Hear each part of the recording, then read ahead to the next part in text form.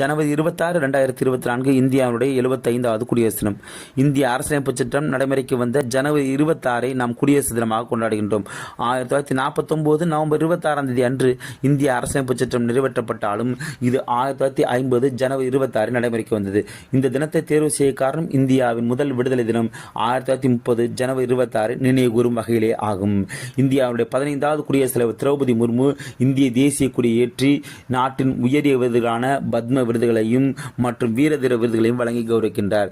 75வது குடியரசு தினத்துடைய சிறப்பு விருந்தினராக பிரான்சுடைய அதிபர் இமானுவேல் மேக்ரான் கலந்து கொள்கின்றார்.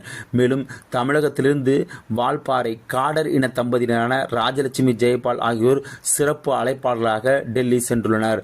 இந்த 2024 75வது குடியரசு தினத்துடைய கொள்கையாக இந்தியா ஜனநாயகத்தின் தாய் மற்றும் விக்ஷி பாரத் வளர்ச்சியடைந்த இந்தியா என்று குறிப்பிடப்பட்டுள்ளது. நன்றி, வணக்கம்.